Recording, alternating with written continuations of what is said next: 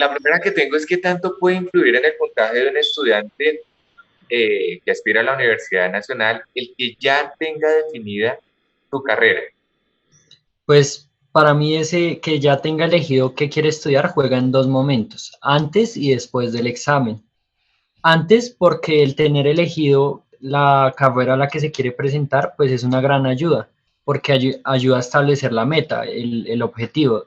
Digamos que en base al plan de estudios que uno quiera aspirar, sea ingeniería, medicina o arquitectura o cualquier otra, pues uno sabe a qué puntaje debe aspirar y a partir de eso uno sabe a qué atenerse, qué metas trazar. Porque pues digamos que, por ejemplo, en mi caso que fue para medicina, prepararse para sacar más de 750, que es más o menos en lo que está el corte, es distinto a prepararse para algo que está entre un corte entre 650 y 720 puntos. Tener el ya elegido que se va a estudiar, pues ayuda mucho, porque a partir de eso uno puede preparar la forma de afrontar el examen, saber cuántas preguntas hay que tener bien, en qué áreas hay que afrontar más o enfocarse más. Y pues ya en el segundo momento en el que eso puede jugar, pues es el momento de los resultados. Pues si uno le alcanza, pues ya no hay mucho pierde, ¿no? Pues pasa y ya. Pero pues si no le alcanza, pues hay como dos opciones. Entonces está el presentarse otra vez, que fue lo que hice yo, porque pues en mi primer intento no pasé. Digamos que como yo ya sabía que quería estudiar medicina, pues nunca cuando me dieron la oportunidad de volver a presentar, de aspirar a otro cupo, pues yo dije, no, realmente a mí no me vería estudiando otra cosa. Pero pues esa es la segunda opción de muchos, decir, bueno, no me alcanzó, pero saqué, no sé, 620, 630, esto de pronto me alcanza para mi segunda opción. Entonces, pues ahí el estudiante tiene que hacer una evaluación personal de si esa segunda opción realmente es lo que uno quiere estudiar, o a partir de eso decir, yo voy a estudiar esto tanto tiempo y después miro si me vuelvo a presentar y homólogo. Pero pues digamos que tener ya definido el estudio sirve mucho porque a partir de eso uno sabe qué hacer, o sea, tiene un norte fijo para poder afrontar el examen y para poder afrontar los resultados. Hay dos cosas, Diego. Uno, porque conozco tu historia personal, la carrera de medicina nace a partir de un gusto particular porque acompañabas a tu mamá a una fundación en la cual habían niños con discapacidad. O sea, cuando es por vocación, cuando es ese interés de yo quiero esta carrera, influye aún más que cuando yo decido la carrera en grado 11, por ejemplo, cuando yo digo, ya se va a acabar el colegio, no sé qué estudiar, voy a presentarme en medicina, sí hay una diferencia ahí. Yo creería que sí, sobre todo en el proceso de la motivación, porque prepararse para ese examen y para esos resultados, por ejemplo, en el área de medicina, pues es difícil. Entonces, digamos que uno a esta edad, en la juventud, pues no le es fácil, no sé, sentarse a estudiar más de 3 horas o sacrificar salidas con los amigos o salidas en general de ocio por estar estudiando. Entonces, cuando esa es la vocación que siente uno, pues dice, este es el sacrificio que yo tengo que hacer para poder ingresar más allá, porque digamos que hay mucha gente que dice, no, yo me voy a presentar a medicina a ver si paso. Digamos que a partir de que no es como algo que uno sienta desde el fondo, pues el proceso de motivación es menor. Que uno dice, bueno, si no paso ya después miro. Entonces no son tantas, digamos que el golpe no es el mismo de pasar o no pasar. Y lo otro tiene que ver con lo que decías de la primera vez que te presentas, no pasa, te queda como la expectativa de si me presento a otra carrera. Esto te lo digo porque hay estudiantes que me escriben en TikTok, saqué 640 puntos, ¿para qué me alcanza? O sea, el interés es más, con este puntaje paso a estas carreras que a una profesión, a una vocación que realmente quiera. Sí, digamos que el formato actual permite eso, porque pues antes uno inscribía era el programa y a partir del puntaje le decían admitido o no admitido. Hoy en día primero dan el puntaje y después ya uno se inscribe. Entonces, a partir de ahí, pues es lo que digo, mucha gente se presenta así, voy a ver cuánto saco y a partir de eso elijo. Y pues puede ser que uno pase, pero a mi parecer esa es una manera equivocada de afrontar el examen porque incluso puede ser que uno pase y al momento de estar estudiando, que realmente es la parte difícil, al momento de mantenerse en la universidad, eso le juegue partida porque la carga en la universidad es dura y la única forma de afrontar esa carga es si uno está convencido de lo que está estudiando. Porque a ti te alcanzaba para haberte presentado a fonoaudiología, fisioterapia, nutrición, que son áreas de enfermería cercanas a la salud, y por qué no decir, no, pues bueno, ya no me vuelvo a presentar y escojo esta carrera. Pues digamos que en mi caso, pues también hay que decir que uno tiene las facilidades externas, de que no hay como una presión de decir, oiga, tiene que estudiar este año o si no hay problemas, o decir, oiga, si no es esto, es de una vez mandarlo para otro tipo de cosas. Pero pues aparte de eso, digamos que como yo sabía que era lo que quería estudiar, el día que se me abrió la oportunidad de aspirar a otro cupo, pues ese día yo pensé genuinamente, bueno, ya llevo un tiempito sin estudiar, voy a ver si que de pronto a qué me meto. Y en ese momento de evaluación, pues no veía que a qué meterme, no me veía más allá, porque quizá lo que yo decía es de pronto me meto y estoy en tercer semestre y digo, no, esto no es lo mío, o yo quería aspirar a más. Entonces, pues por ese lado, pues primero hay que tener en cuenta el entorno que le permita a uno tomar la decisión de decir, no, yo me voy a volver a presentar porque eso es lo que yo quiero, o decir, tal vez sí me veo haciendo otra cosa. Ok, bueno, hay muchas instituciones que brindan ahorita el tema de preunal y pre-ICFES integrado. Tú presentaste el programa, perdón, el examen ICFES Saber 11 y presentaste el examen de la Universidad Nacional 2 veces. ¿Tú crees que sí hay diferencia entre uno y otro examen o es como lo hacen ver que es exactamente el mismo examen? Pues, o sea, a mi parecer sí son exámenes muy diferentes y pues lo voy a dar desde el ejemplo de la nacional, del examen de la nacional, porque pues es el que tengo más fresco en la memoria.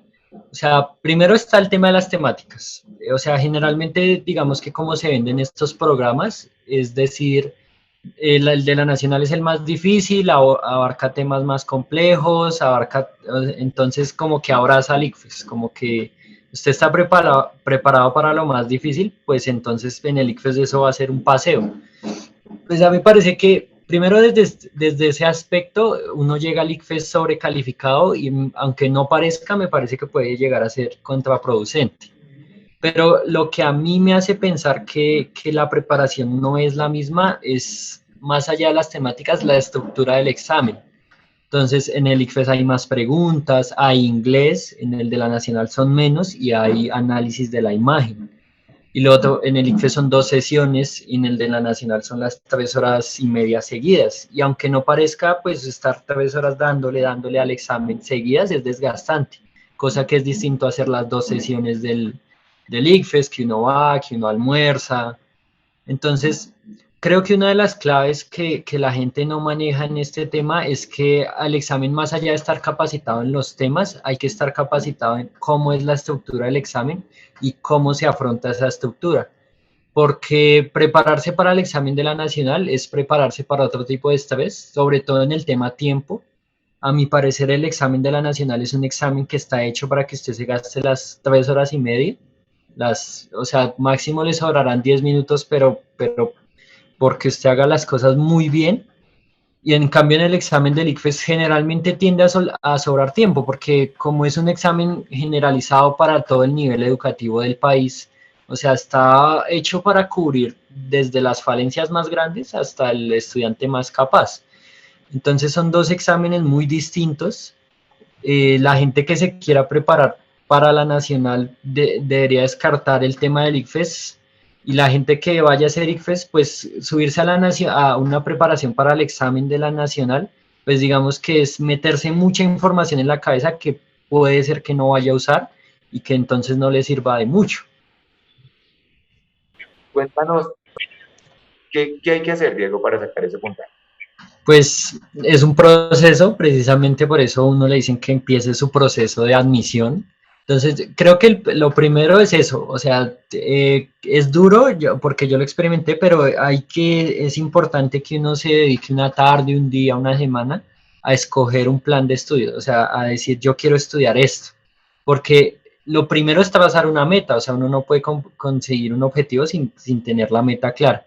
Entonces, cuando uno ya por fin hace esa introspección de decir, venga, yo quiero estudiar tal cosa, ya lo siguiente es empezar y empezar con tiempo. O sea, ya el examen es en octubre, ya estamos a mitad de junio, no hay que esperar mucho ya para empezar a estudiar, porque digamos que, por ejemplo, uno de los temas más frustrantes que uno puede pasar durante la preparación es saber que uno estudia muchos temas y que no van a salir todos.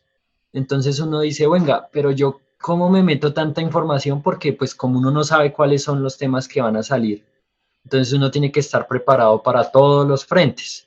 Y uno dice, venga, ¿yo cómo voy a tener tanta información de todas las áreas? Porque es que es de todas las áreas para poder afrontar ese examen. Y yo creo que la única solución a eso es empezar con tiempo. Y con tiempo no es un mes antes, no es mes y medio antes.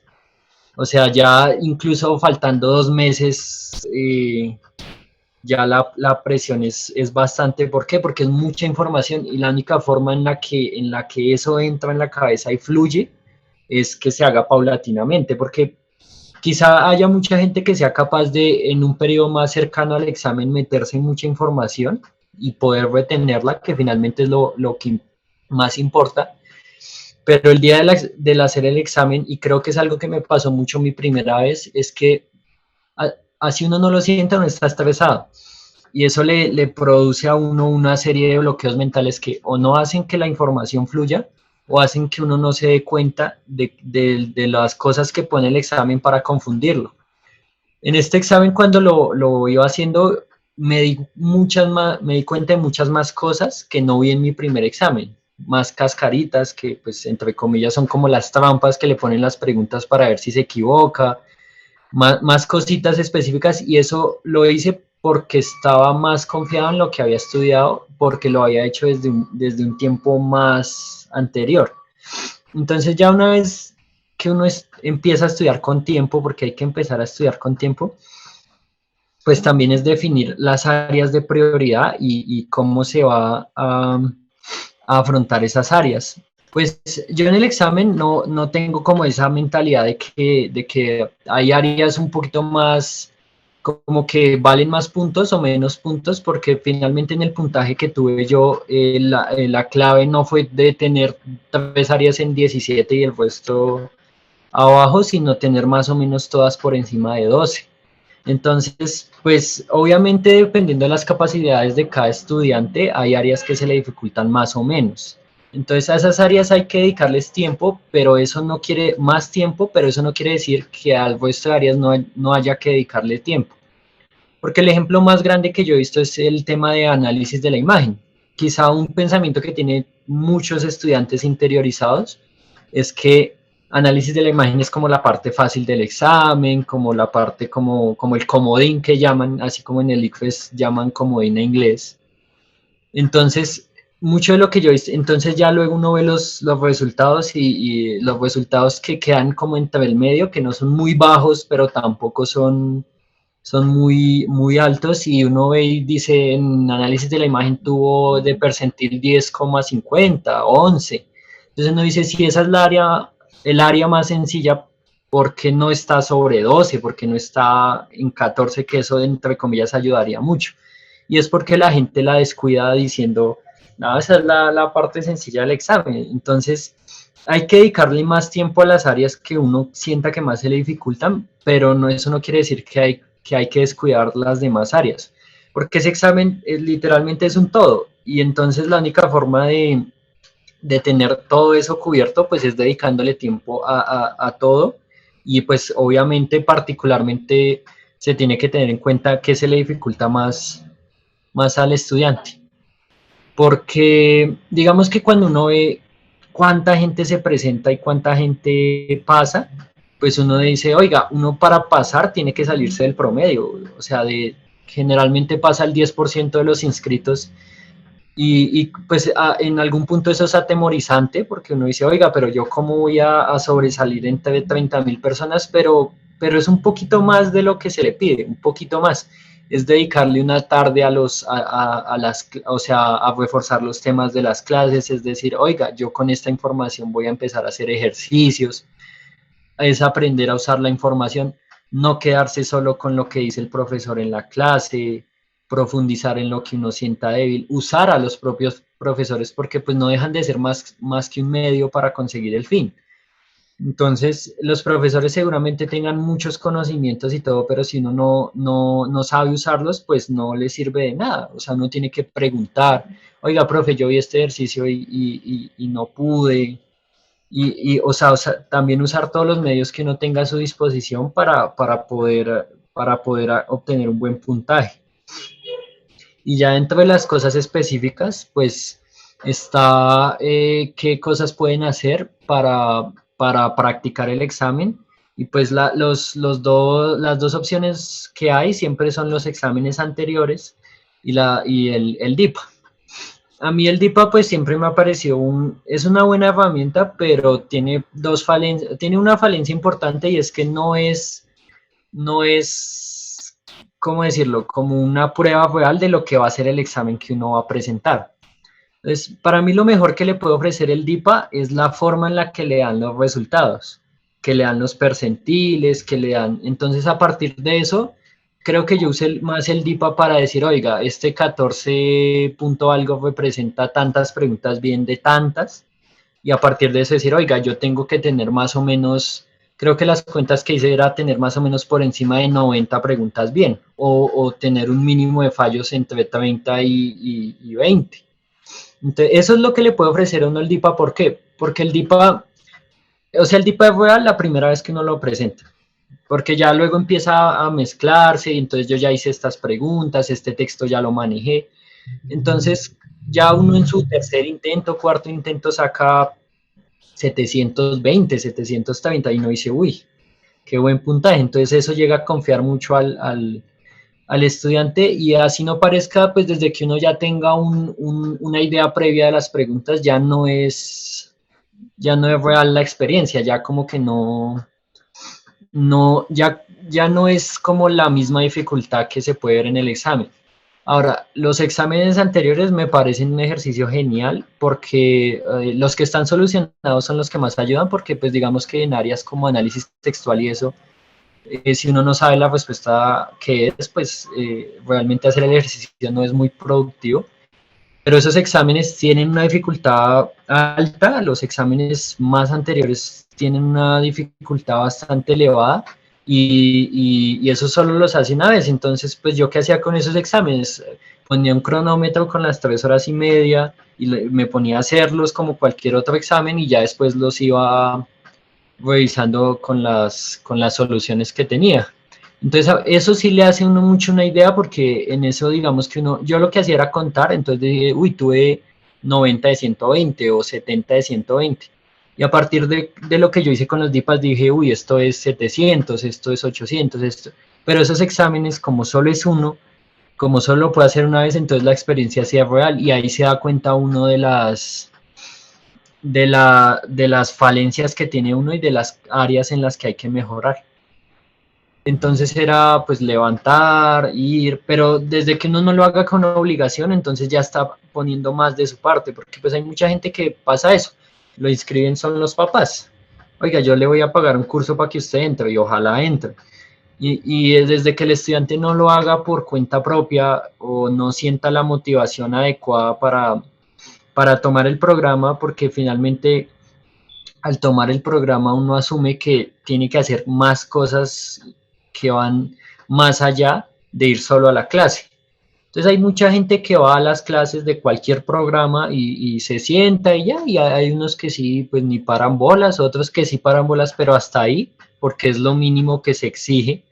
Digamos que ahí entra el tema del facilismo, muchas veces nos conformamos con el mínimo de exigencia, entonces creemos que es solo ir a clase y incluso prestar atención y tomar apuntes y participar y que con eso ya es suficiente. Y yo lo que decía anteriormente es que para uno pasar por tanta gente que se inscribe, pues tiene que salirse de la media. Y salirse de la media es eso, es salir del programa y estudiar, es sacrificar un fin de semana con los amigos o con lo que sea para Pero, decir, oiga, yo, ¿cómo era ese día a día tuyo, Diego? pues mi día a día pues siempre fue, o sea, al comienzo uno como que reacio como que le cuesta todo madrugar, el transporte, uno dijera, uy, yo estaba a estas horas en la casa haciendo nada, pero cuando yo ya tenía la meta trazada y como yo ya tenía un proceso anterior de no pasar, entonces dije, entonces ahí ya tenía como más motivación. Y creo que la parte más importante del día a día de una persona es no perder la motivación, porque eso hace, primero, pues que los días sean más llevaderos y que uno no sienta que está haciendo las cosas obligadas. Porque, o sea, una clase de matemáticas a las 12 con un calor, pues me imagino que es inmamable para mucha gente porque pues no les gusta, ¿no? Pero si uno sabe que eso es para obtener una meta que uno quiere, pues se lo hace mucho más llevadero, incluso uno lo puede llegar a disfrutar porque dice, oiga, yo nunca le había puesto como parte de mí a la clase de matemáticas que siempre me fastidió o a este tema y dice, venga, no la sufrí tanto. Entonces, creo que el día a día, pues siempre fue ir, siempre fue mantener la meta, pues allá digamos que lo chévere que tienen los programas es que uno conoce mucha gente que está en la misma situación de uno y a partir de esa gente uno hace, o sea, hace una motivación aparte y hace que dentro del propio programa, pues las personas se motiven uno al otro y se haga más llevadero las clases y eso porque uno va y dice, venga, yo voy y voy a hablar con mis amigos y si estamos todos en el mismo tono, pues es mejor porque entre todos nos ayudamos. De tu salón pasaron dos estudiantes más a medicina y varios a otras carreras. ¿Por qué tú crees que, o fue suerte que justo llegaron a ese salón los más chicos? Yo siempre he pensado, pues, que el estudiante que llega a IDAE no es el estudiante que vio la publicidad de que le vuelven a venir la casa, estoy totalmente seguro. Yo veo que el estudiante que llega a IDAE ha preguntado, ha indagado, ha mirado, ha revisado muchas cosas, pero ¿cómo lo ves, digamos, desde la perspectiva de estudiante, saber que te vas a encontrar en la Universidad Nacional con varios de los que estuvieron ahí contigo en un salón de clases? Pues mi salón siempre fue un salón muy competitivo, o sea, siempre fue, o sea, cuando yo veía a mis compañeros, sabía que estábamos como en la misma esfera de prioridades. Entonces yo sí veía gente que, creo que lo que más marca la diferencia es decir, oiga, esta persona sí estudia por fuera de acá, o esta persona sí llega acá con una preparación propia.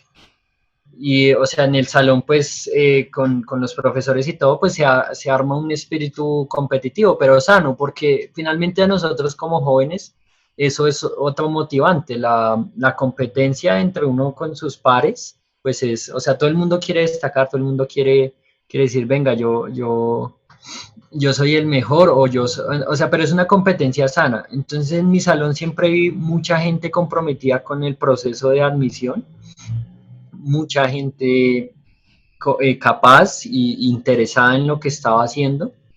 Y pues si a eso le sumamos que IDAE nos dio o sea, que IDAE es una institución muy centralizada que le inculca a uno eso, la autopreparación y que pues tiene unos profesionales muy buenos que sirven para la guía y unas clases buenas que les sirven a uno para quitar dudas o para explorar conceptos que uno no tiene, pues resulta en eso, o sea, en un salón donde pasa mucha gente y donde hay gente que pasa medicina porque, pues, o sea, pasar a medicina no es fácil y que pasen más de dos personas a medicina en un programa, pues es algo muy bueno. Y, o sea, yo antes de presentar el examen, el último día de clase, dije, no, aquí hay mucha gente que va a pasar. Y porque es que cuando una persona estudia y se prepara, se nota. O sea, se le nota en el propio salón que uno dice, oiga, esta persona se preparó para lo que quería. Y hasta cierto punto uno llega a decir, oiga, es una competencia mía por un cupo, pero en el buen sentido de la palabra, porque dice, finalmente uno dice, yo estoy compitiendo es contra estas personas que están preparadas, que saben qué van a hacer. Entonces, desde ese ambiente, pues con más veras se motiva uno a decir, oiga, soy yo o él, entonces con más veras uno saca más fuerzas para prepararse por ese cupo. Pues el tema de los premédicos, pues creo que el principal problema que tienen es que quizá hay un tema de publicidad engañosa o que la gente no entiende a qué se está metiendo, porque hay mucha gente que revuelve eso con el proceso de admisión. Entonces, ¿qué pasa? Los premédicos de instituciones privadas pues son útiles en el sentido de que pues si una persona va a aspirar a una universidad privada porque tiene los medios para entrar y quiere hacer un premédico, pues está bien porque pues es como mojarse del tema, como rodearse de lo que es el plan de estudios de medicina. Entonces, Universidades como Javeriana, que tienen premédico, ya, ok.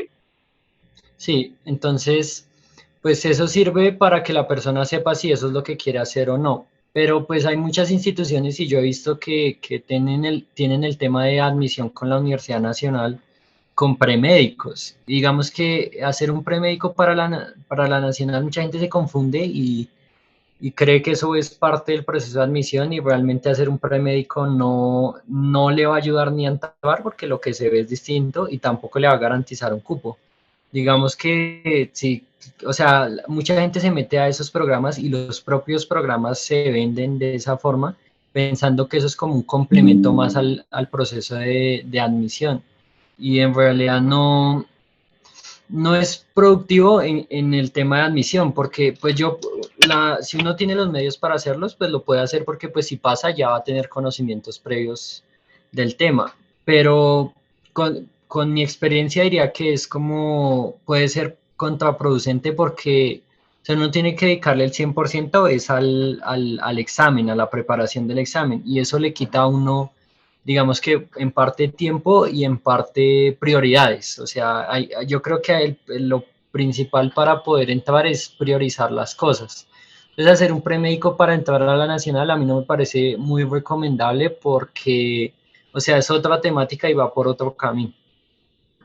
Diego, es que yo ni siquiera lo había pensado por ese lado, pero tienes toda la razón. O sea, si yo me voy a preparar para el examen de admisión a la Universidad Nacional de Colombia y hago 10 actividades alternativas, lo que estoy es restándole tiempo de estudio y dedicación al examen de admisión, que es el único requisito que se necesita para pasar.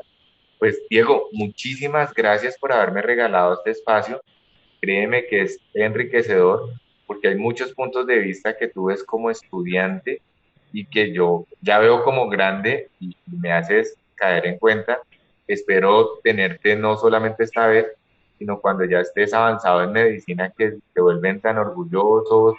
Ya no, pues Diego, que me vuelvas a regalar un espacio, incluso cuando ya seas profesional, porque pienso que el proyecto IDAE va para muchos años, entonces que le ayudes ya como médico a estas futuras generaciones. Diego, muchísimas gracias. No, a ti, Frey, muchas gracias por todo, por el espacio y también por el programa. Nos vemos, Diego. Que estés muy Chao, bien. Frey.